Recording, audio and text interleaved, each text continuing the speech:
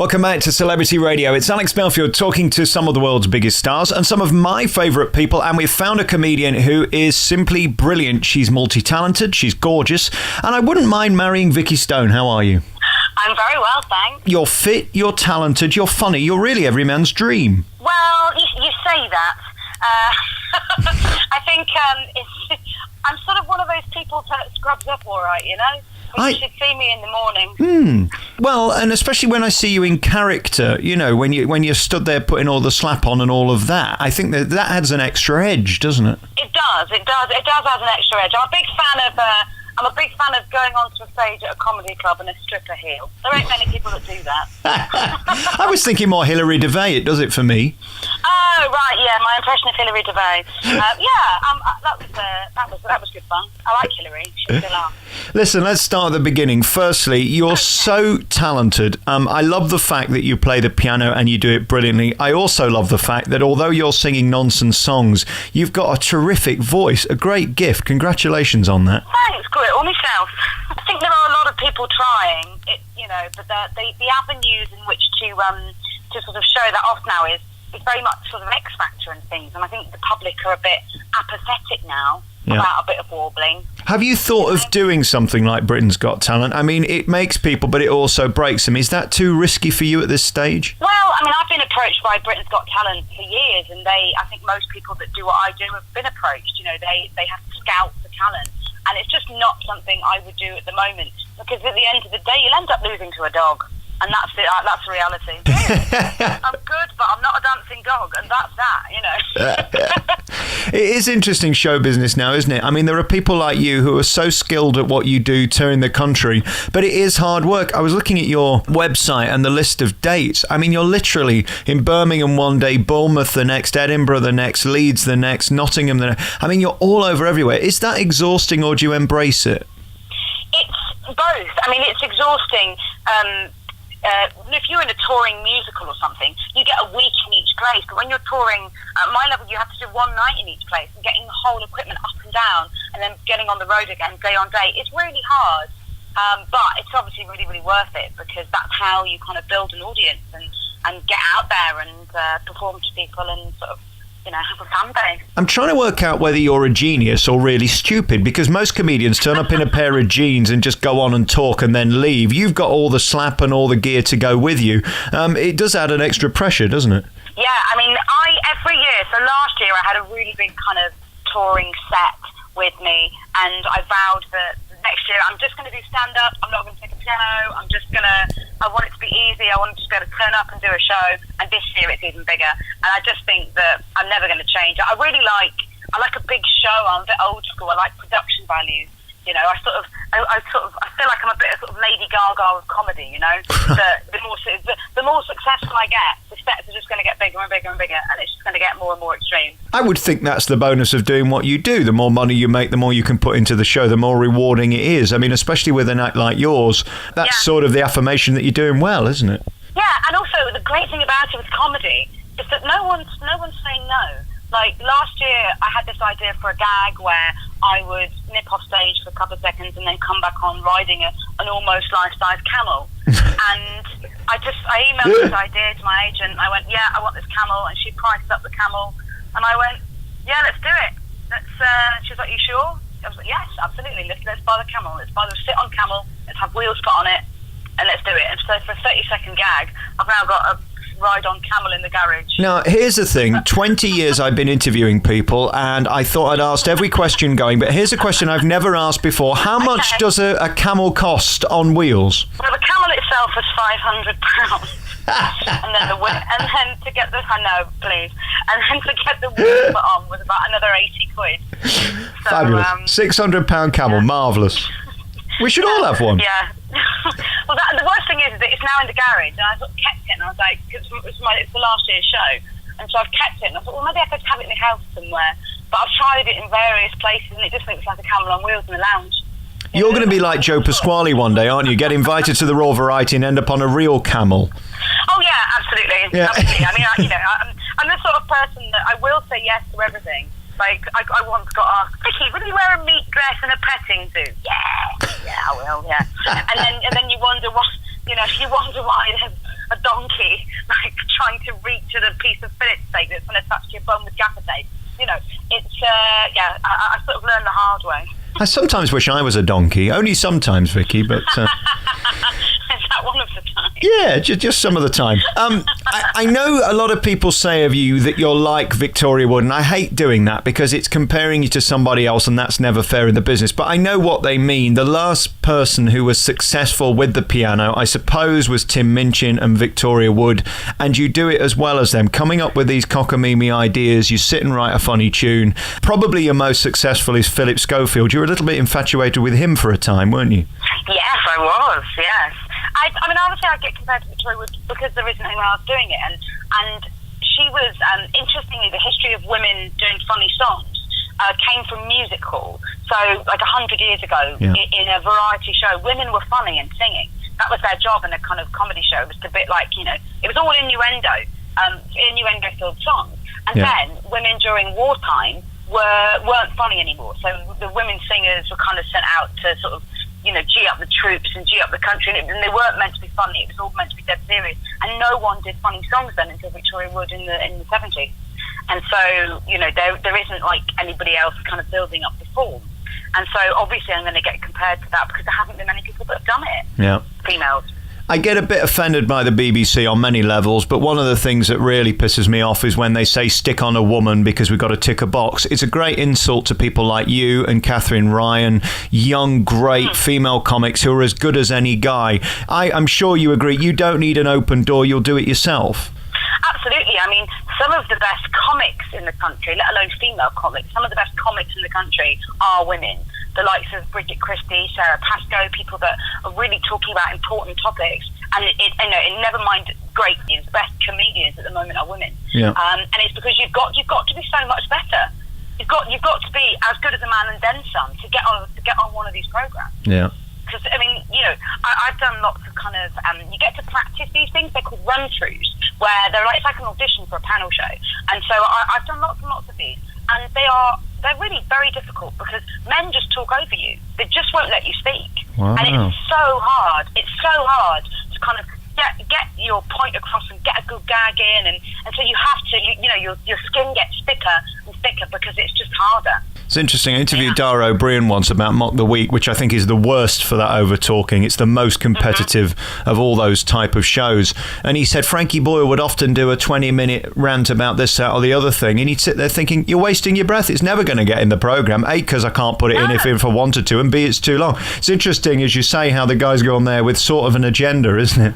I think that the problem with shows like Mock the Week is that they turn comedy into a competition. And when I'm on stage doing my show, it's not a contest. Right. You know what you're seeing. You've paid to see me, and you sit there and you watch me, and I can talk at a relaxed pace. I can talk about topics that I like. I don't have to be competitive. I don't have to be kind of forceful and aggressive.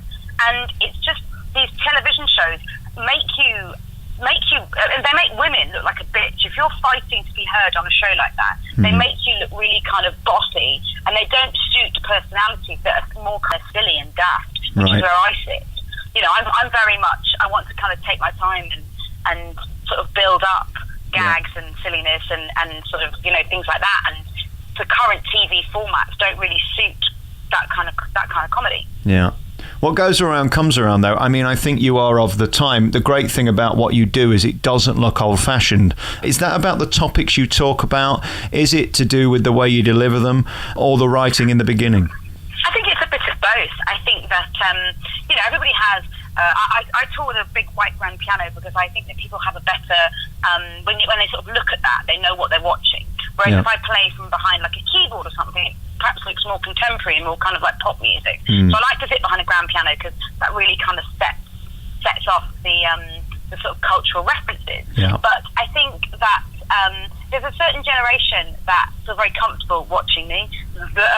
People of my mum's age, which sort of the people in their sort of mid to late 50s, that Victoria Wood was around when they were kind of growing up.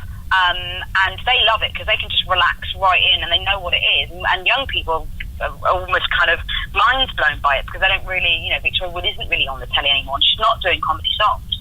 You know, you have to sort of dig out her stuff on YouTube to find out, to find stuff like, you know, Let's Do It and her kind of big hit songs. Yeah. So yeah, I think it's it's cool, and to be able to take up contemporary topics like celebrities and things like that. I mean, the way that Philip Schofield and Brian Cox and the people that I've written songs about and sketches about have responded to them has been brilliant. You know, I mean, the Philip Schofield song in itself, to have written a song and then have him be in it and then actually perform it live on This Morning. Yeah. I couldn't have taken a comedy song any further. It's like something that I've written and it couldn't have got any bigger. No. Absolutely. And the way you did it was faultless. I wonder what confidence it takes to sit there opposite the guy you're flirting with in a song and do it eye to eye within punching distance. That's got to be slightly unnerving. Well, it was funny. I mean, I had to get there and have to sound check. And obviously Philip wasn't there in the sound check. They put two producers in Philip's chair and where Holly was. And they're like, he'll be there. And I was like, yeah, great. You know, I'm quite showbiz. I'm like, yeah, that's fine. Great. Technical, brilliant. And then there was about 10 seconds before it went live, and he actually just nipped in the chair, like about 10 seconds before. Yeah. And that was it. I didn't get any opportunity, so I didn't actually meet and say hi until we were on air. And so I've never met him before. And so it was the strangest thing. I didn't have time to be nervous. I was just like, right, this is my job. This is now going live to, I think, about 1.5 million people. So let's just get on with it. Let's face it, though. I mean, there can't be any greater compliment than somebody as fit as you, as young as you, as popular as you, writing a song about somebody like him. I mean, he's got to be a compliment, hasn't it? Yeah, and I also think that, I think whenever I do that song live as well, I always get people going, yeah, dang. You know, I don't like to use the word weird crush, because it's not weird, but it's just funny, isn't it? Where, you sort of... lots of people feel the same. There's a reason why that show does so well. Yeah, I'm a ginger person. I don't think I'm in a position to mock the grey-haired. Do you? What are you most? I mean, I was looking at your CV, and you're an incredibly talented musician. What are you best at? Singing, playing the piano, or comeding? Comeding, I like that verb. The thing that I strive to do is that I always try to write music for comedy songs that stands alone as music itself. Yeah. So if you took the tune away from the songs that I write, you could write it. It could be a proper song. That's what I try to do. Yeah. So in the Philip Schofield song, it's got 5 key changes, and the keys change every time every time there's a joke in the middle. So and that's subtle, and only really in tune musicians will realise the amount of key changes there are and stuff like that. So I just try and make it as technically satisfying for myself as possible. I had a strangely negative review that said, I don't know why she's doing comedy because the music is brilliant. It could be a film score. And it's like, that's why I'm doing comedy. Yeah. Because I can bring both to the table. It's odd to say, I've had it a number of times where it says I'm wasting my talent. It's like, I'm absolutely not. I'm bringing together 2 art forms. It's a nice backhanded compliment, though, isn't it? That, I mean, basically what they're saying is your standard is good enough to stand alone, and if you wanted to sing, I don't know, Carpenter's numbers, you could do it and people would listen. I know what they mean. You're not playing the piano. You actually do it brilliantly. Exactly. But I think that is what makes great musical comedy. You've got to have good music. It's interesting you talk about that key change stuff. I remember in Barry and Frida when Victoria Wood did it, it goes up and bigger and faster and crescendos and goes up and up and up. Is there something about comic timing and that with music? Is there a synergy there in the sort of key change, the speed and all of that stuff? Absolutely. I mean, and that's what I mean about good musical comedy, is that, in the middle of my Philip Schofield song, I have like one fairly kind of 1-liner, 2-liner gags that keep going. And that's it. And if I didn't change the keys, there wouldn't be a sense of the gags getting sillier and sillier and sillier, bigger and bigger to that big punchline. And that's how you kind of have to do it, because people get into a rhythm with listening to musical comedy because they think that the punchline's always going to come on the rhyme at the end of a verse or at the end of a chorus. Yeah. And you can break that by using tempo and key change and kind of crescendo and that kind of stuff to kind of to break the rhythm and surprise the audience. Second geeky question then, how do you get the gags in without over singing them with the next line? Because you can't just fill, can you, when it's a written piece of music? No, it can be tricky as well. You've got to, with the singing, I have to make sure that sometimes I don't over-sing something. Right. I could sing something too well, and then people don't listen to the lyric. So you have to kind of sing something. So I never get things like big reverb put on my. This is a technical thing. But you know, when you watch X Factor and stuff, there's that big sort of ethereal sound, lots of reverb, lots of effect, and I can't do that because you've got to listen to the lyric. The lyric is the most important thing. Yeah. And if they don't listen to the lyric, and then you've got to make them, you don't want the singing to sort of overpower what's going on too much, because ultimately they have to listen. And then, third geeky question, what are you thinking about when you're in the middle of one of these big songs? Because you've got to play the piano, you've got to sing, you've got to remember your lines, you've got to look interesting, you've got to remember the next bit of the show, you've got to worry about doing the shopping on your way home. Where are you mentally during these songs? Well, depends how new or old the songs are. If the song is, like the Philip Schofield song, I don't have to think about the music at all. The hands just go on autopilot. Right. So there's a comedy show called Comedy in the Dark, where you do the whole gig in the dark. And as long as I've got my hands in the place for the first note, I can play all my songs that I know really, really well without looking at all. Wow. So yeah, it's just I can sort of, and that's also part of being a good musical comedian as well, is that you've got to really maintain eye contact with the audience. You don't want to have to look at your hands too much. Yeah, it's a good moral for your private life as well, in the bedroom, isn't it? Yes, it is. If you don't have to look at your hands, you know you're onto a good thing. Vikki, it's always nice to find somebody new and refreshing and different and brilliant, and you tick all of those boxes. For you, is this the dream, to be out there just doing it? I mean, are you happy with that, to just see audiences? Because I was at a gig the other day and I think 25 people turned up, 20 of us had got free tickets. It's a tough game to fill theatres, and you seem to be doing it, which is an amazing achievement. Yes, I mean, it's very difficult to fill theatres, and it'll change as to what part of the country you're in and that kind of stuff, and, to do with the sort of demographics of where people live, and or whether lots of people use the internet or Twitter sort of around those places. But yeah, I mean, it's great, and it's just really nice now to have things like Twitter, to be able to connect with people that have just seen you. And my new show is sort of dealing with some slightly heavier topics than normal, and people have sort of come up, sort of tweeted or come up to me after the show saying, "Oh, I've sort of been through the same thing, and thanks for talking about it and making us laugh about it," which I think is really, really important. So I really like, the connection, and to be able to sort of perform to real people that are there. Do you have any rules about how far you can go or what you can talk about? No, I think that as long as you can back it up, as long as you've got really good reason, I think there's no such thing as an off-limits subject, really. If you've got... I'm not saying you just want to do gratuitous gags that just offend people. That's not my style, and that's not what I do.